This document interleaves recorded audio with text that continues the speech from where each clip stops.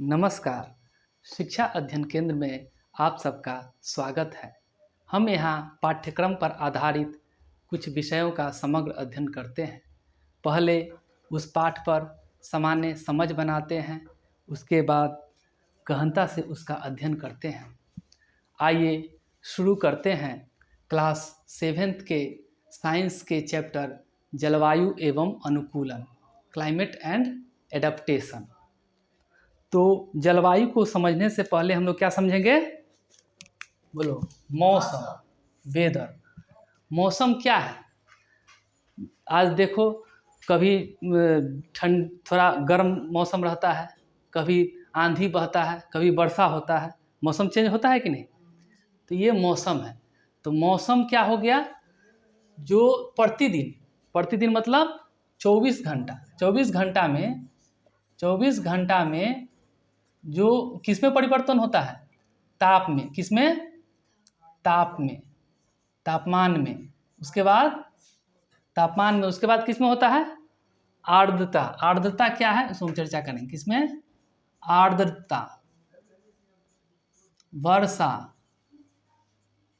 और किसमें होता है?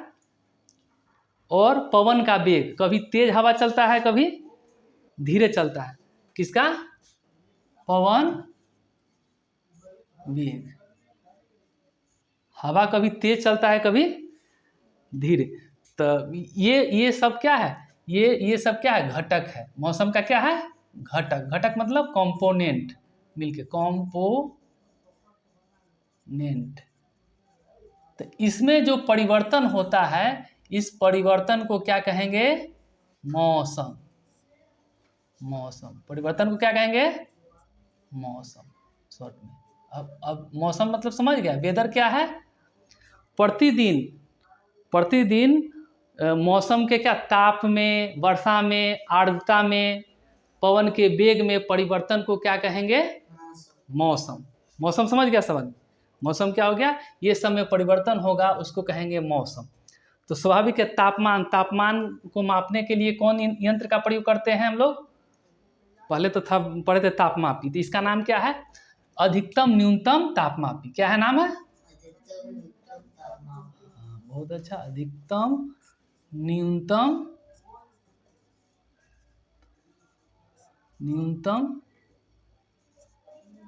तापमापी। ताप को मापने के लिए। और वर्षा को मापने के लिए वर्षा मापी। एक सिलेंडर लगा होता है, उसके माध्यम से इसको मापते हैं। पवन को मापने के लिए बताओ धर्मवीर। चलो राजू, धर्म, ये बताओ रमाशंकर, क्या होगा पवन वेग को मापने के लिए? पवन वेग मापी, एनोमीटर या पवन वेग मापी, या एनोमीटर लिख देते हैं, एनेमोमीटर, इंग्लिश में एनोमीटर, या पवन वेग मापी। तो ये सब से हम क्या करते हैं? तापमान, आर्द्रता, वर्षा, पवन वेग को मापते हैं। तुम अखबार में भी देखता होगा कि आज का तापमान इतना है होगा, दिखेगा। कल पिछला अखबार में देखना, उसका तापमान अलग रहेगा। टीवी में देखो, टीवी में सब दिखाएगा, न्यूज में, कि बिहार का इतना, मध्य प्रदेश का इतना, उत्तर प्रदेश का इतना। और बिहार में क्या जिला है? सीतामढ़ी है, गया है, मधुबनी है, सबका अलग अलग तापमान है, होता है ना। तो इसीलिए ये सबसे हम लोग क्या मापते हैं? ताप मापते हैं, वर्षा मापते हैं, एनोमीटर। तो ये सब में परिवर्तन को मापते हैं। सब दिन एक ऐसा मौसम रहता है, अलग अलग रहता है। तो ये मौसम है, यंत्र हम लोग के। अब जलवायु क्या है? अब तुम्हारे मन में होगा कि हाँ, जलवायु, क्लाइमेट क्या है? तो मौसम का ही क्या है? मौसम का ही एक पैटर्न क्या है? जलवायु है, जो लंबे समयों तक के लिए, लंबे समय से निकलता है, लंबे समयों के लिए ये बना रहता है। जैसे ये क्या है? मौसम का पैटर्न है। क्या है? मौसम का पैटर्न है,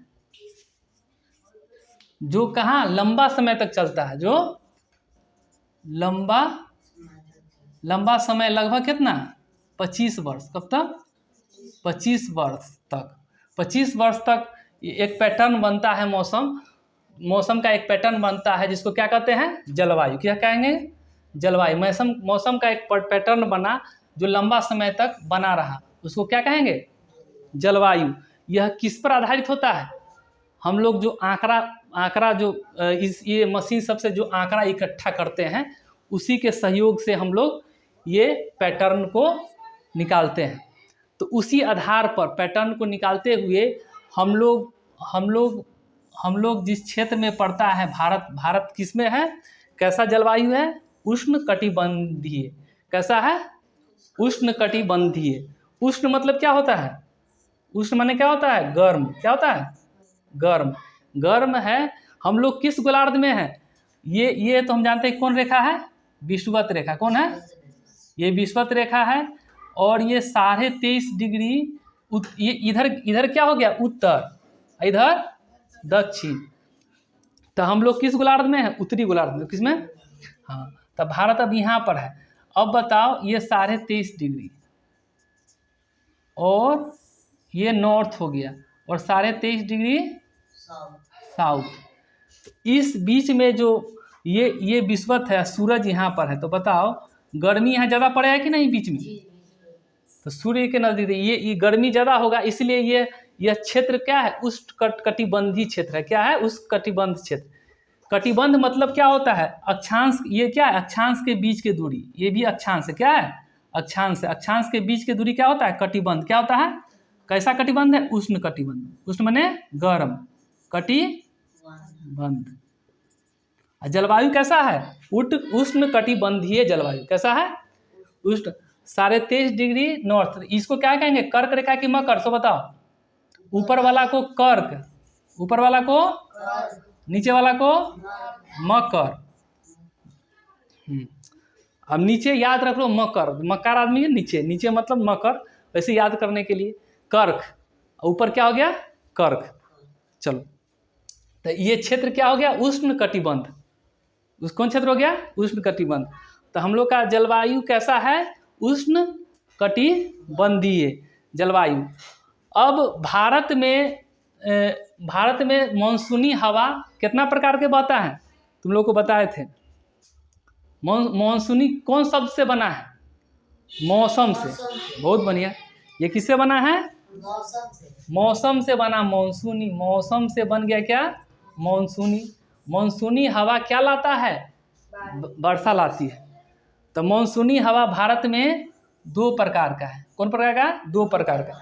एक इधर से आती है। कब? ग्रीष्म काल में। गर्मी में स्वाभाविक है, यहाँ गर्म होगा तो हवा उठेगा, तो यहाँ क्या बनेगा? Low pressure. पढ़ा था। यहाँ हाई प्रेशर से फिर हवा जाएगा। तो ये कि कौन दिशा से जा रहा है? बताओ। इधर तुम बना लो, इधर क्या है? पूरब, इधर पश्चिम, इधर उत्तर, इधर दक्षिण। तो ये कौन दिशा हो गया? साउथ और हाँ पश्चिम। हाँ, इसको कहेंगे पश्चिम, दक्षिण पश्चिम, दक्षिण पश्चिम। एक हवा किधर से आया? मौसमी हवा 2 प्रकार का। एक दक्षिण पश्चिम और एक आता है यहाँ से उत्तर। ये ठंडा में, ये गर्मी में आएगा, और ठंडा में कौन हवा आएगा? उत्तर पूरब। एक हवा ये। तो मानसूनी हवा कितना? 2 प्रकार का। भारत में कितना प्रकार पड़ता है? 2 प्रकार का। एक दक्षिण पश्चिम, कहाँ? गर्मी के समय। और जाड़ा में क्या? उत्तर पूरब। ज़्यादा वर्षा कौन लाएगा? दक्षिण पश्चिम, क्योंकि ये समुंदर से आता है। ये सब समुद्र है ना, तो समुंदर से हवा लाएगा तो ढेर सारा क्या लाएगा? जलवाष्प लाएगा। जलवाष्प लाएगा, तो ये इसलिए ज़्यादा होगा। हाँ, यहाँ हम चर्चा आर्द्रता के बारे में चर्चा नहीं किए। आर्द्रता मतलब क्या हो गया? इसको इंग्लिश में कहते हैं ह्यूमिडिटी। क्या कहते हैं? आर्द्रता मतलब होता है हवा में तो बहुत सारे गैस हैं। हम पढ़े हवा क्या है? गैसों का मिश्रण। हवा में सबसे ज़्यादा क्या होता है? जलवाष्प। क्या होता है? जलवाष्प। पानी जब भाप बन जाता है, वाष्प बन जाता है, तो उसी को जलवाष्प कहेंगे। तो पानी में क्या होता है? वाष्प होता है। क्या होता है? जलवाष्प मतलब वाष्प। तो यही जलवाष्प ज़्यादा रहेगा तो आर्द्रता क्या होगा? ज़्यादा।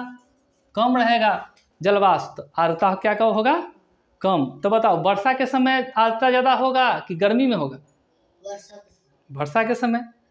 तुम आर्द्रता का जैसे प्रैक्टिकल करना, तो फ्रिज से ठंडा पानी लाना, ठंडा निकालना, देखना उसको रखना बाहर तो क्या करेगा, चारों ओर पानी का बूंद बूंद जमा हो जाएगा। कभी देखा है? ये किसके कारण होता है? आर्द्रता के कारण। क्या? चलो, अब यहाँ मानसूनी हवा दो प्रकार का हुआ, दक्षिण पश्चिम और उत्तर पूर्व। अब ऋतु, सीजन, हालांकि हम लोग का सीजन 6 प्रकार का, लेकिन मुख्यतः कितना प्रकार का होता है? 4 प्रकार का। कितना? 4 प्रकार का।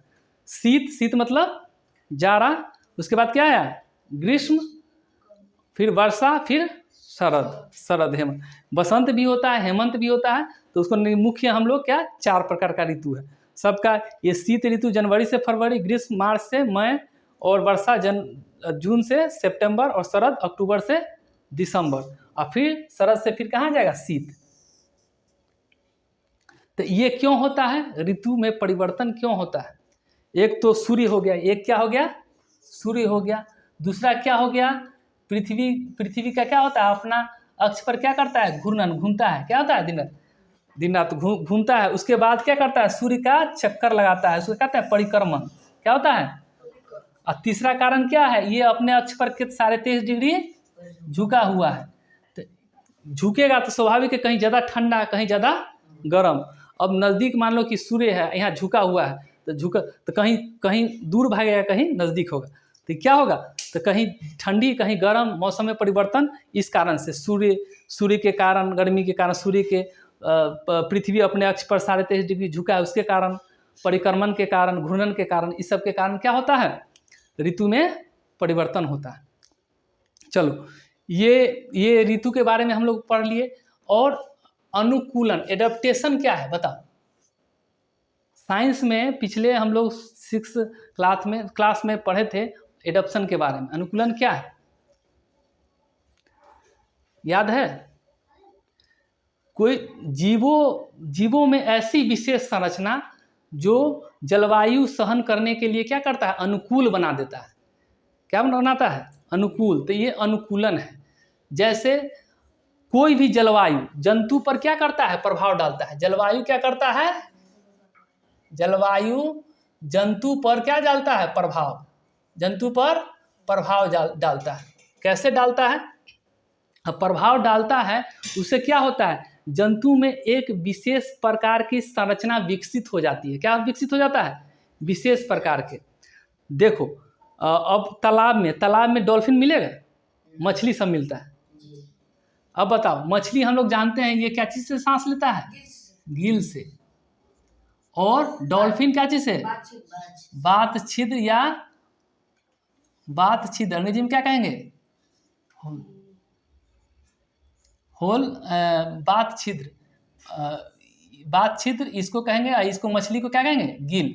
इसमें माथा में एक ऊपर छेद होता है, उससे क्या करता है? ये लेता है। ये गंगा, बड़ा बड़ा नदी में पाया जाता है। डॉल्फिन क्या? गंगा नदी में। हम लोग का बिहार का भी राष्ट्रीय ये है, डॉल्फिन है। जलीय जीव क्या है? डॉल्फिन है। तो देखो मछली। तब बताओ, अब इसका संरचना ये गिल से लेता है, पानी के अंदर भी रहता है तो सांस लेता है। ये लेता है बात छिद्र से। ऊँट देखो, ऊँट कहाँ रहता है? मरुस्थल में। मरुस्थल में मतलब जहाँ, हाँ, बहुत बालू है, एकदम मरुस्थल है, मरुभूमि है, रेगिस्तान है, हैं? तो वहाँ उसका संरचना है। हम लोग को बालू में चल होगा जी, उसमें गद्दादार पैर रहता है, हैं? तो उससे वो दूर दूर तक चल सकता है। मरुस्थल का जहाज कौन होता है? ऊँट। तो ऊँट मरुस्थल का जहाज भी है। तो ऊँट क्या है? ऊँट, उसको विशेष संरचना हो गया। क्या हो गया? तो ये अनुकूलन हो गया। सबका रहने के लिए, वातावरण में, जलवायु में रहने के लिए एक विशेष संरचना भगवान विकसित कर देता है कि वो जलवायु में टिक सके। अगर मतलब जो गर्मी में रह रहा है उसको भेज दो ठंडा में, ध्रुव में, तो उसको करकटा के मर जाएगा।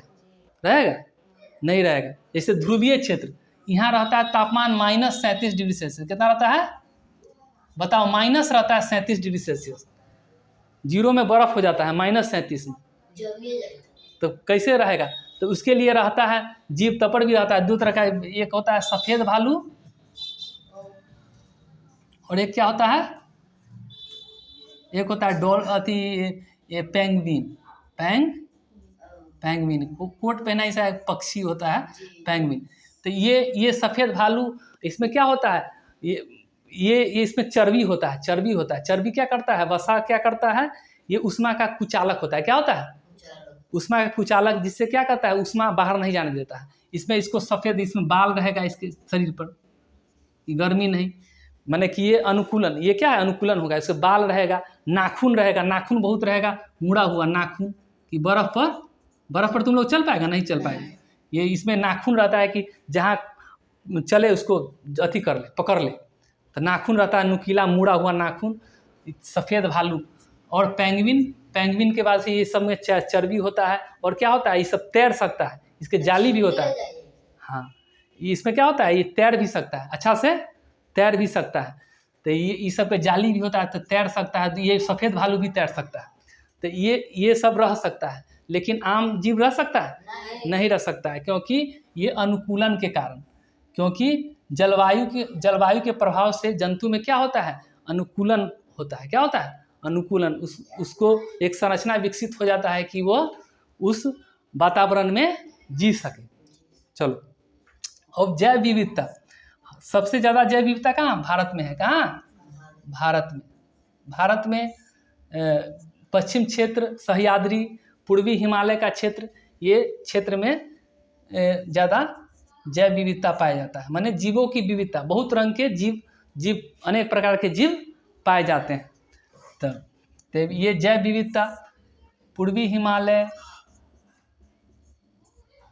सह्याद्री क्षेत्र, पश्चिम तटीय हो गया, क्षेत्र हो गया, ये सब, ये क्या है, हॉट स्पॉट है, बायोडाइवर्सिटी हॉट स्पॉट। इसमें जैव विविधता, बहुत से जीव जंतु मिलकर रहते हैं, बहुत से अनेक प्रकार के जीव जंतु पाए जाते हैं।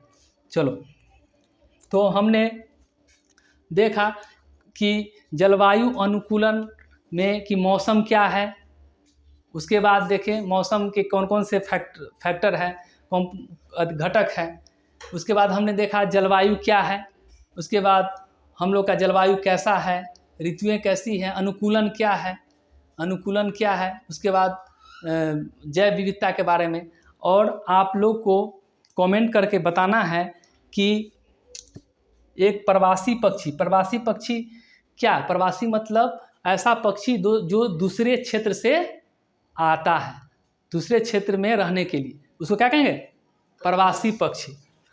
तो जैसे मान लो एक प्रवासी पक्षी है जो 15,000 किलोमीटर से आता है, 15,000 किलोमीटर से आता है, कहाँ, भारत में। कहाँ आता है, भारत में रहने के लिए, भारत में कहाँ, राजस्थान और हरियाणा में। कहाँ, राजस्थान में भरतपुर और हरियाणा में रहने के लिए आता है। क्यों आता है, क्योंकि यहाँ पर ठंडा रहता है, और ठंडा में पक्षी उस समय ठंडा नहीं रह सकता, इसलिए वो कितना दूरी तय करता है, 15,000 किलोमीटर तय करके भारत में रहने के लिए आता है। उस प्रवासी पक्षी का नाम आप लोग को कमेंट करके बताना है, उस प्रवासी पक्षी का नाम क्या होगा। इसलिए आप लोग को कमेंट करना है कि वो प्रवासी पक्षी जो भारत में रहने के लिए आता है, उसका नाम क्या है। इस तरह यह चैप्टर संपन्न हुआ। आशा है आप लोग इसे अच्छी तरह समझ गए होंगे। अगर मेरा यह प्रयास आप लोगों को सार्थक लग रहा है तो मेरे इस चैनल पर लाइक, सब्सक्राइब एवं कमेंट करें। समय देने के लिए धन्यवाद। जय हिंद।